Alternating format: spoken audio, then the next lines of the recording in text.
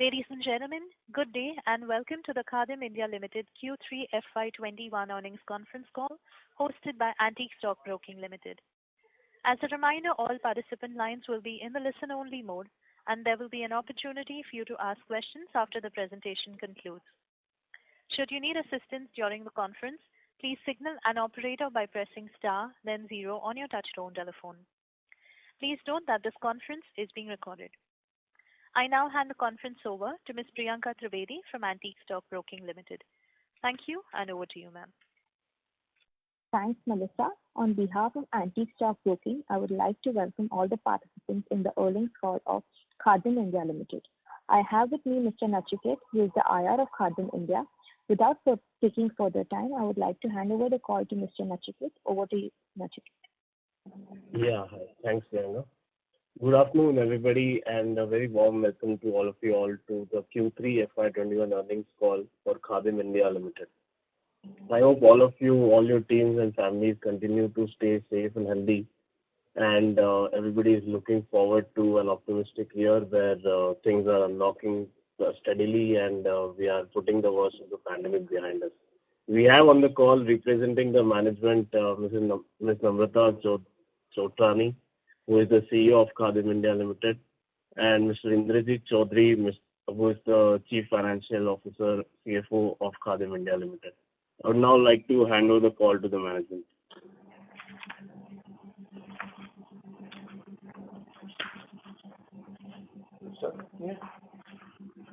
Namaskar, good afternoon, everyone. We welcome you to this conference call to discuss the company's performance for the third quarter of the financial year 2021. I hope all of you, your team and families continue to stay safe and healthy. The past year has undoubtedly been challenging for all of us. The collective effort shown by the medical warriors and people to go above and beyond the risk is truly remarkable. The year 2021 has begun on an encouraging note, the industry and economy slowly inching towards revival. The news of vaccine rollout has created further optimism and aids in moving towards normalcy. In the last quarter following Unlock 5.0 guidelines and nationwide ease on restriction, our entire retail store network was operational. We incorporated enhanced safety and hygiene measures at our store to welcome our customer and incentivize them to shop with attractive offers. As we mentioned on the last phone call, we saw good growth in the distribution business. We are happy to report that the positive momentum has continued in Q3 as well. Our newly launched exclusive sub-brand revamped line of product with fresh, trendy and designs has been welcomed by both the sellers and customers alike. As India navigates towards economic normalcy, we see increasing demand almost nearing the pre-COVID levels. We continue our customer outreach through various marketing campaigns. Our social media activities keep us connected with our customers.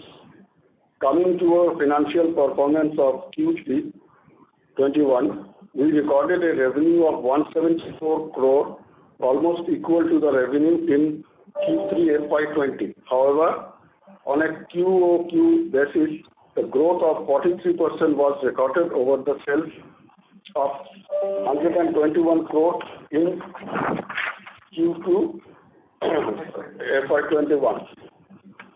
On the YOY basis for Q3, the retail business is down slightly, but the revenue of the distribution segment recorded a 31% growth with good margins. Gross margin for the quarter stood at 46.9% in retail and 30.3% in distribution.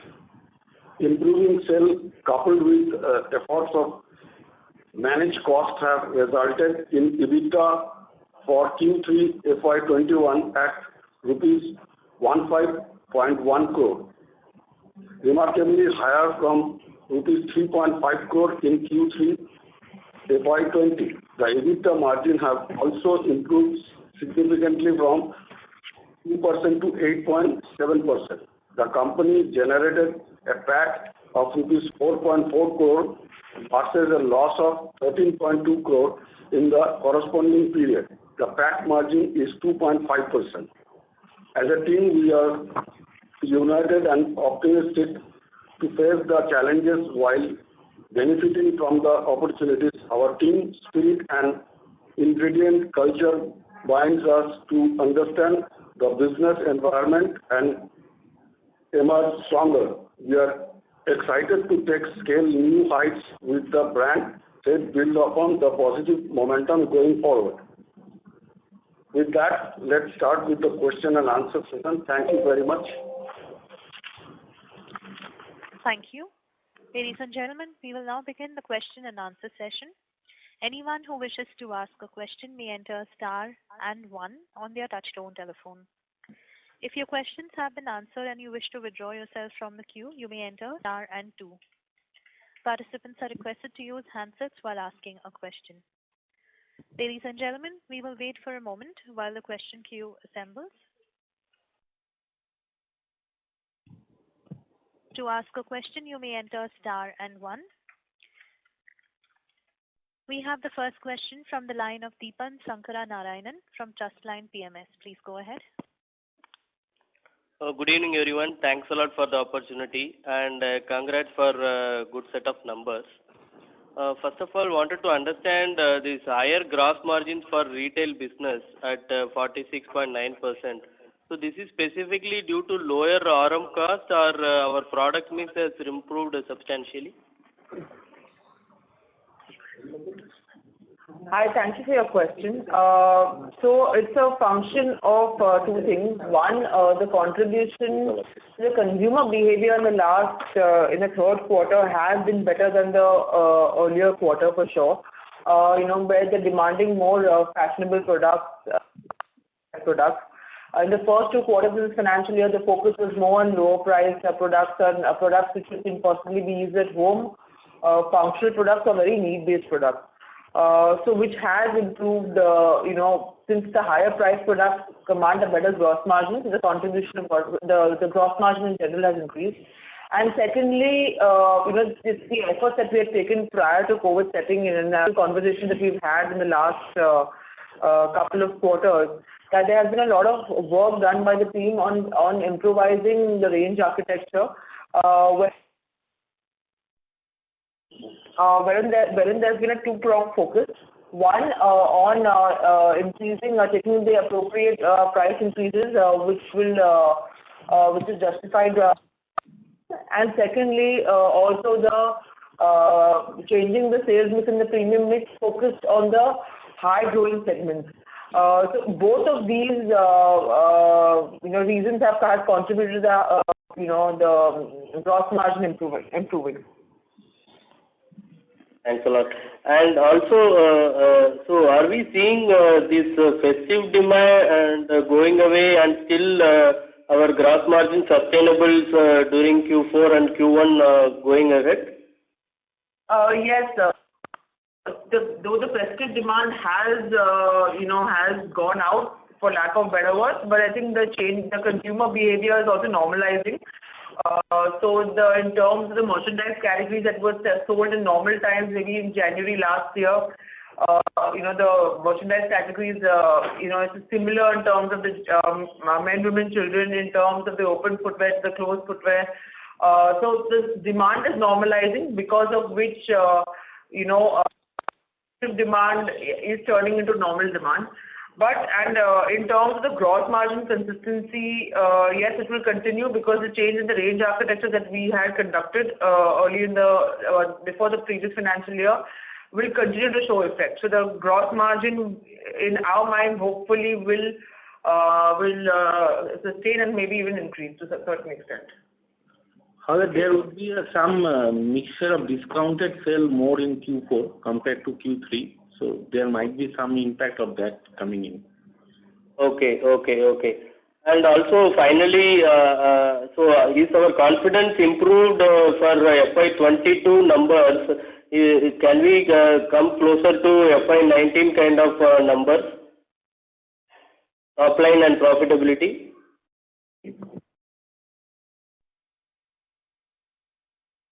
Yeah, I think we'll be expecting something similar in that trend only.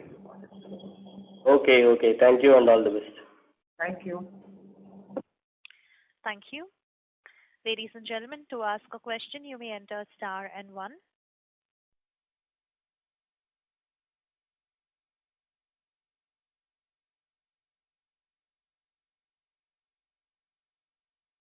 Participants, if you have a question, you may enter star and 1.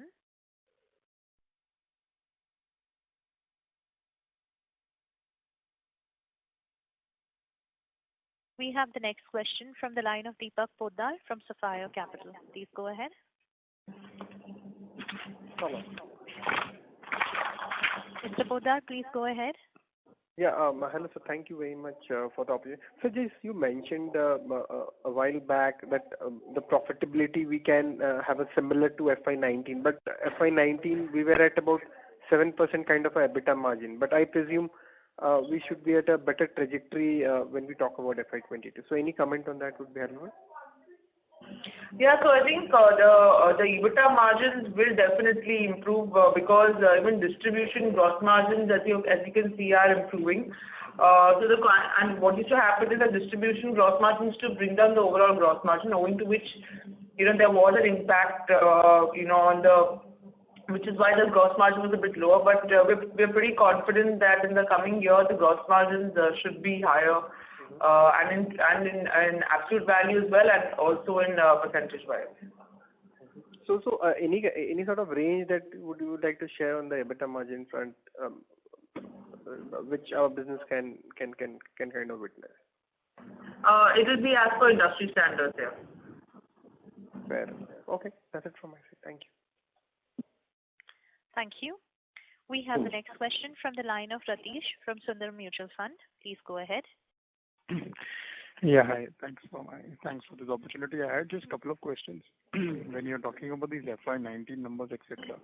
Today, if you look at our business, distribution mix seems to be on the higher side in the last 3 to 4 quarters. How this mix will look now as we go into the next year? So what is our strategy of within this retail versus distribution mix? So I think this year has been a bit of an aberration in terms of contribution, purely because the distribution sales was extremely aggressive, and that's because the demand also was extremely high for the open footwear and Hawaii-based chappals. And on the other side, since the footfall was much lower on the retail side, that's why the skew has been very apparent. But as I said, in Q4 and in possibly in the next financial year, this number should stabilize in terms of the ratio. So we should be able to see the proportions Q4 and first quarter next year onwards. So you're talking about the retail part of the business to grow much faster than the distribution business as you go into the next year? No, I didn't imply that. See, the retail business, the growth will be at this level of 30 to 15%. And the distribution will be in higher double digits. That's the endeavor. So that should continue. My only point was the proportion of retail, which is what you were asking about. The proportion of retail against distribution should improve and normalize to the pre-COVID situation, purely because the change in consumer behavior is allowing that now. Previously, it was around retail was around 62-63%, and distribution was around 30%. Balance was other institutional. So this year the proportion has changed, but in the future year when the retail improves, I think it will be in the same level what it used to be. Maybe distribution little higher because of its compounded growth in double digit. Okay. And just second question on this gross margins, both in the retail and distribution. So what we have seen in the third quarter, is that sustainable, or you're seeing what you mentioned to earlier question being asked that still there is further scope for gross margin improvement in this compared to what we have done in the third quarter? Yes. So I think, on a gross margin level on the retail side, as I mentioned earlier in the conversation, there have been efforts taken on the range architecture, which will show sustainable improvement on the gross margin. Be it in terms of either owing to the inflation price increases or also because of the change in the sales mix, the product mix that we have taken. Because the third quarter included October, November, and December, 3 long months, and the change in consumer behavior has been slow in this year purely because also one, the fear of getting out, and two, also because the disposable income has been on a lower side. That hopefully will change, and the proportion of the products which people will demand will be more higher fashion, and maybe the disposable income, hopefully we're expecting the economy to improve, which will improve the quantum of disposable income. So which will improvise the demand for higher price products, which will also continue with a sustainable increase in the gross margin. On the distribution side, on the other side, we have taken again both, as we've done on the retail side, we've done the same on the distribution as well. There has been introduction of new products across the various sub-brands that we've created across the various merchandise categories. We've taken the required price increases, and also this sustainability in gross margin has been despite a very severe increase in raw material costs in the last couple of quarters. So despite that, we've been able to pass on the cost increases, and once the raw material prices stabilize, hopefully we should see an improvement in gross margin. We've already seen certain amount of stabilization of raw material prices, so we should be able to see that improvement in the next couple of quarters. Okay. So your whatever raw material cost increase has been completely passed it on, and this margin improvement is purely to do with mix improvement. Both mix improvement and price increases. So as I'm saying, the raw material cost, which the gross margin that you're seeing over here is adjusting for the raw material cost increases. So the moment the raw material cost stabilizes, we are seeing, so there's a lag generally of a couple of months from the buying to the production to the supply, right?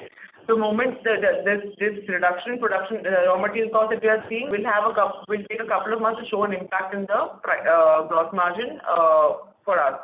So we will see that for sure. Okay. So any range you can give us in terms of gross margins where we could look at into next year as we move into the next year? At least, I think in our mind, at least 100 basis points, if not more. From the third quarter levels as we move into the next year. Yes. And if you see that the ASP in distribution business has also increased by 5%. From 74, it has gone to 78. So you can see the increase is mainly because of the price that we have taken, around 3 price cuts in the last financial year. 3 price rise in the last financial year. Okay. Just one more third question with respect to your employee costs and other expenses. So are these numbers which we have seen now in the last 2 quarters, where we have seen a sustained reduction in both, how much of these will be sustainable as we go into the next year as the recovery comes through? See, the employee cost, we have taken 2 price employee expense cut from the previous year's salary. So we have to go back to that number in the next year. And in case of other expenses, there is a saving that are because of we have stopped some infrastructures that will be there in that infrastructure saving will be there in next year. But there are some expenses that we have to do, the normal maintenance expenses that we have stopped in the retail, that will obviously do.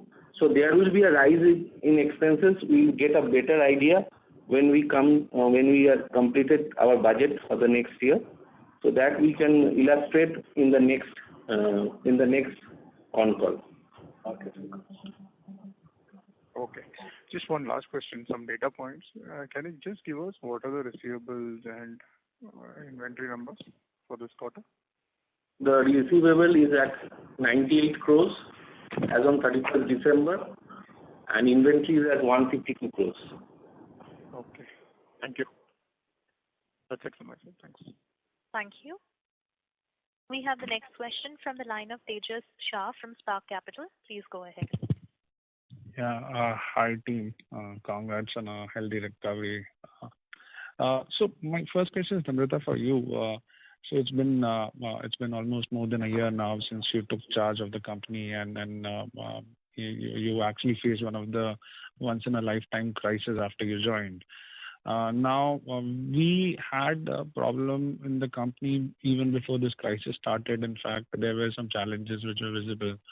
And if we couple that with the crisis that we saw in last 9 months, what are steps we have taken which will improve the character of the business materially in terms of stability of growth, margins, and in that, if I may add, that we used to be a very stable company across of at least high single digit kind of EBITDA margin company, which got derailed in last 3 years.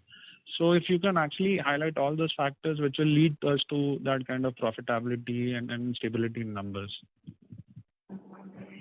Hi Tejas, good to hear from you and thanks for your question. I'll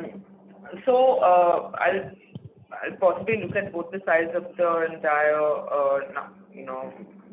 profitability and balance sheet.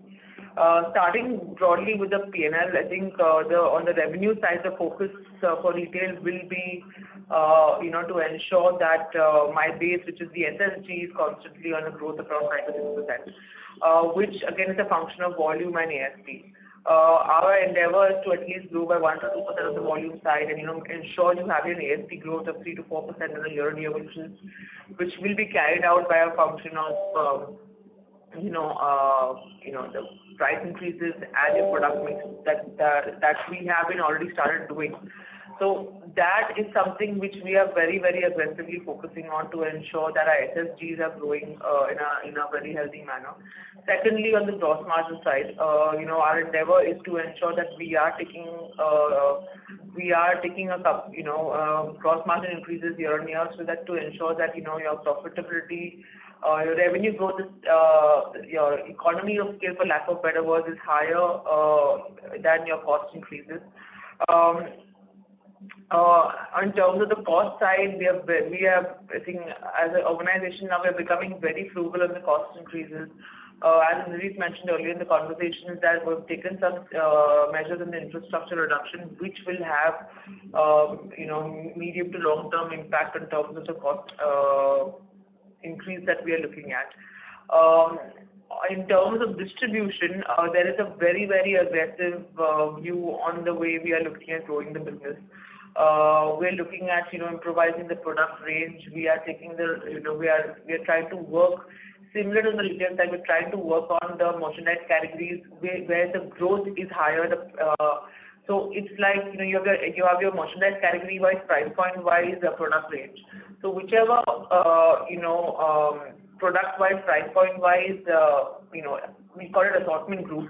Whatever assortment group is growing at the highest pace, we're looking at introducing new products and designs in that category.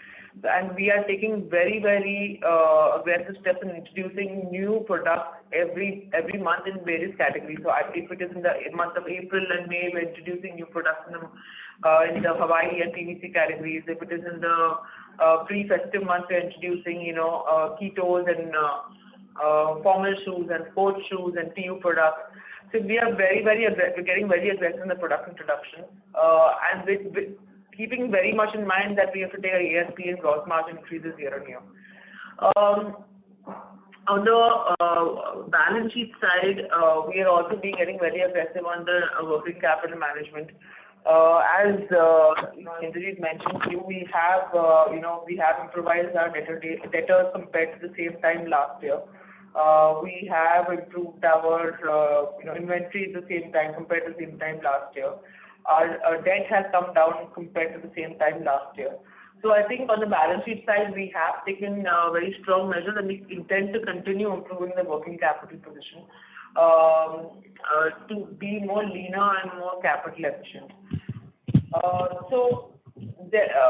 Some measures are short term, some measures are medium term and long term, but I think the entire management team is geared in the same direction towards achieving the the target that we have kept on the P&L and the balance sheet.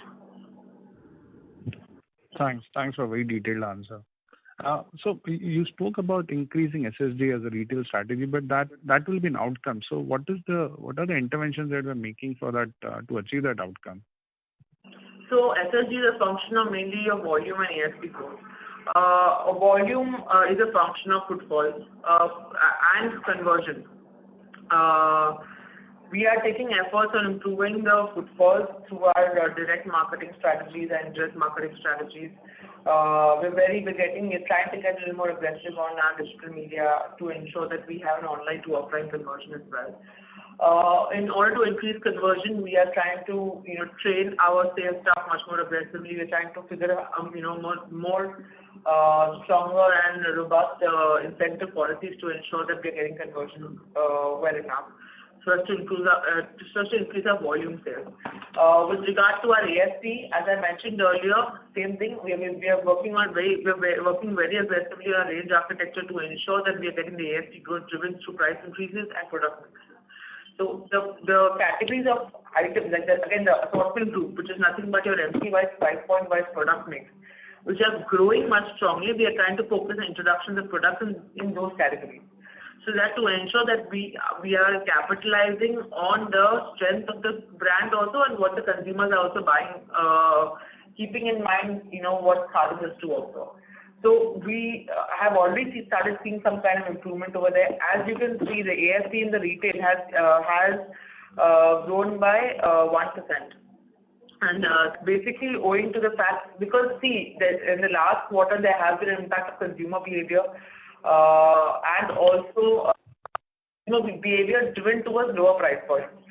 And also there has been constant discounting which was not there in the previous at the same time. So there has been an impact, or there would have been a higher net impact of the ASP if we had not taken the change in the range architecture that we already have. So hopefully that should show a stronger impact. Sure. What is the proportion of full price sale in the quarter and for 9 months? Sorry, can you repeat the question? What is the proportion of full price sale for 9 months in the quarter? Around the full price would be approximately 80% and discount would be 20%. Wow. Was the number same for the industry or ours was materially higher than others? It's pretty much industry standard. It's just that it's been for a longer period of time, but when you're looking at discount as a proportion of sales, it's pretty much industry standard. Sure. If I may squeeze in 2 more questions, if nobody else in the queue. Just on A&P, if I see our trajectory or journey as a company in last 3-4 years, we were not very aggressive on A&P, and then we went very aggressive on A&P by hiring 3 brand ambassadors in span of some 1 year, and then putting a lot of budget. So where are we on that on that initiative? So in terms of the brand ambassadors, the contract ends sometime next month, and then we have a cool-off period for around 45 days. So I think we should be, the cost the fixed cost increments will not be there for the next financial year. And next financial year, we have at least decided internally to hold off and not go ahead with engaging with any celebrities. We intend to focus more on social media and possibly capitalize on the potential that has to offer. So the idea is not to incur any fixed costs on that in that proportion next year. So that's for next year, Namrata. But as a strategy, where do we want that number to stabilize as percentage of sales on A&P? See, I mean, the industry standard is around 2 to 3%. Some brands definitely spend more than that. I think the idea will be for us to even go to that 2 to 3% number. But for the next financial year, we are going a bit slow depending on how the recovery also pans out. Right now, we're trying to focus on not more than 1% of sales for the next financial year. Maybe in the next couple of years, we should be, as an organization, should be striving harder, and I think that's where we will go. But short term is 1%. Sure. And just last one on margins. So when can we expect to go back to our long-term average margins of at least a high single digit, which we are clocking very sustainably for a long period? Tejas, I mean, fingers crossed we should be targeting it next financial year. But it's going to be let's see how the start goes. I mean, the recovery has been healthy. It has been encouraging. But let's see the next couple of months how it pans out. We should hopefully try targeting it next financial year. Great. Thanks and all the best to you and to the team. Thanks, Tejas. Thank you. We have the next question from the line of Bharat from Sundaram Asset Management. Please go ahead. Yeah, thank you, ma'am. So just to follow on to my colleague's question, in terms of cost... Mr. Bharat, I'm sorry to interrupt. We are unable to hear you clearly. Is it better? Yes, it is. Thank you. Yeah, thanks for the call. So just a couple of questions, adding to my colleague's earlier questions. In terms of costs, we did have certain measures targeted in terms of supply chain and warehousing and logistics, which, over a period of the 9 months of F21 could have added something in terms of savings. So are we there in terms of all these measures, or is there some more room in terms of squeezing out on these fronts? In terms of cost, we have taken all the measures that are possible. We have negotiated for the rent. We have taken the employee cut, and we are continuing with the rent negotiation till March. After that, we will again go for a fresh round of negotiation with the landlords on their base rent. We have stopped some infrastructure. That is a saving that we look for next 2 to 3 years. There are some expenses that we have to do because the employee expenses that we have reduced, it's a 1-year assignment. Next year, we have to go back to what is their employee cost in FY20. And in terms of renovation, for some retail, we have to do renovation around 10 to 15. So we are taking all the opportunities that are there to reduce the fixed cost. We are trying to cut down some offices so that maybe in the next year we will be having some rental saving in our office rent. So, but going forward, there are in terms of cost, there are not much avenue left for reduction. Okay. So, we did have some, warehouse closures also targeted, which, were supposed to add something. So all those are probably... We have closed around 13 stores, and in the next financial, we again don't have any intention of opening new stores in the COCO front. However, in the EBO, we'll open around 40 to 50 for the next year.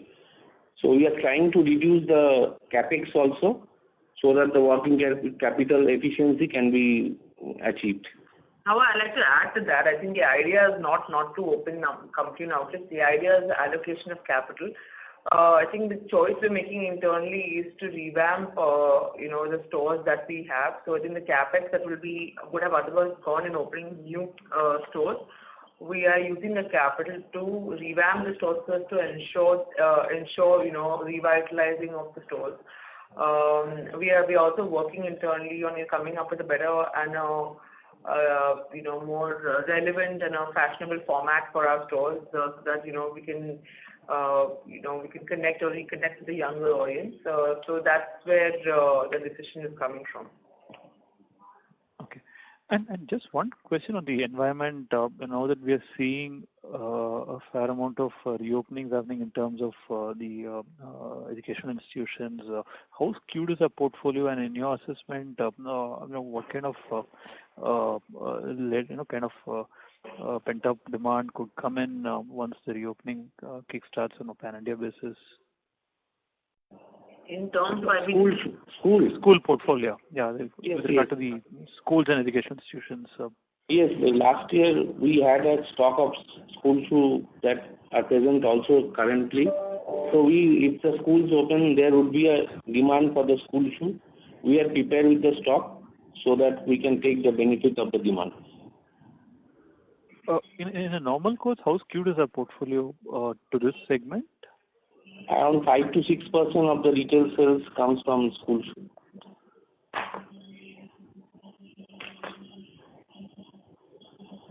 Okay. And not much of institutional sales happens in this segment for us? No, institutional sales is a government sales. Okay. that comes when the government gives the order. I'm telling you about the retail sales from our retail counter in cocoa and franchise. Okay. Fine.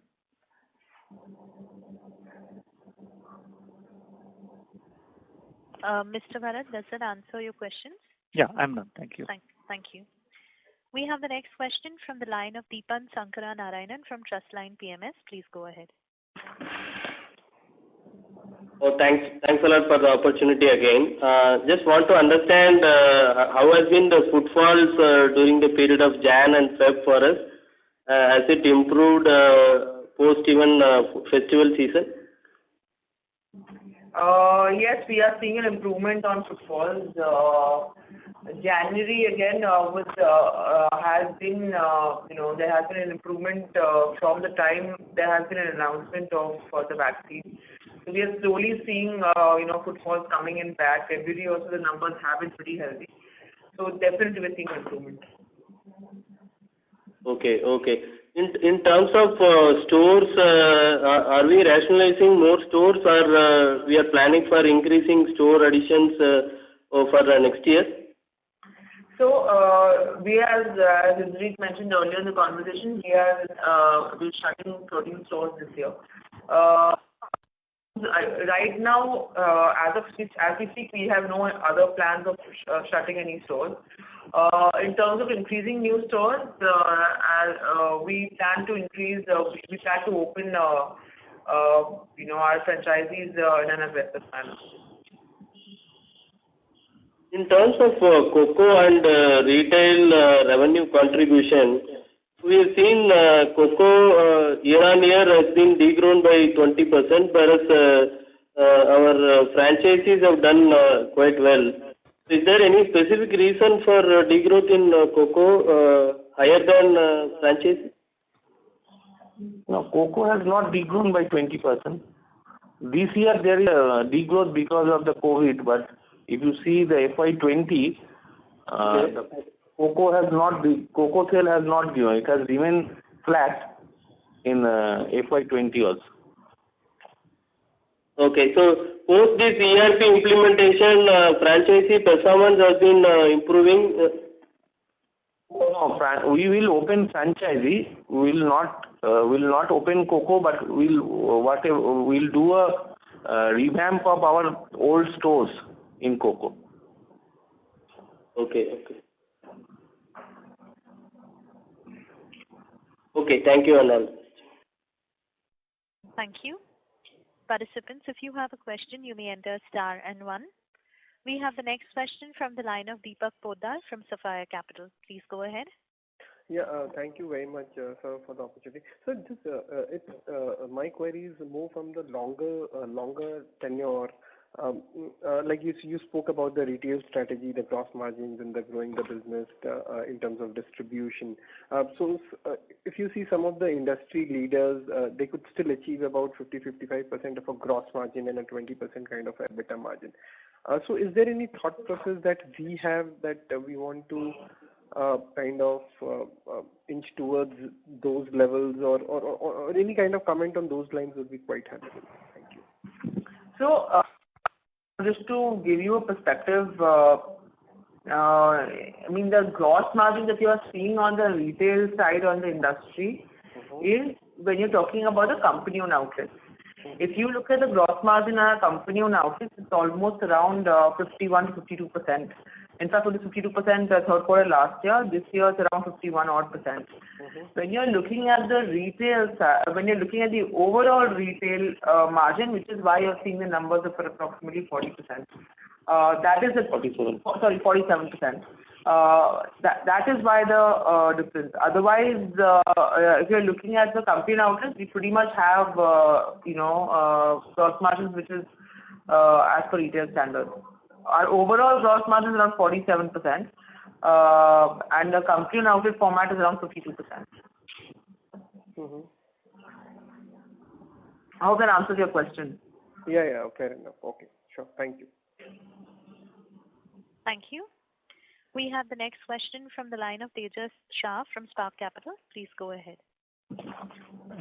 Hi. Just one follow-up on our franchise strategy. So one of our competitors have become very aggressive on the franchise business, and they are recruiting on an average 100 to 200 franchisee partners per year now, or that's the strategy that they have for next 3 years.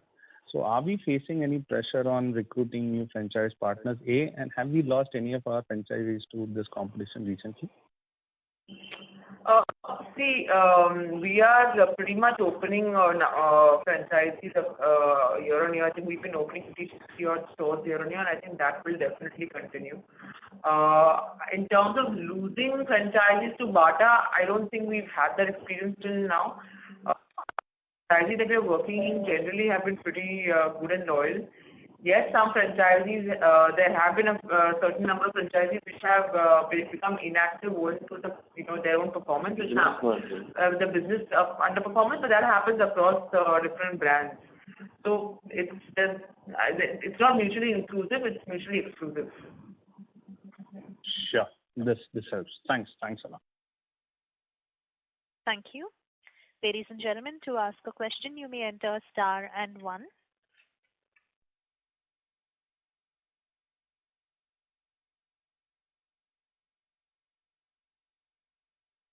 Participants, if you have a question, you may enter star and 1.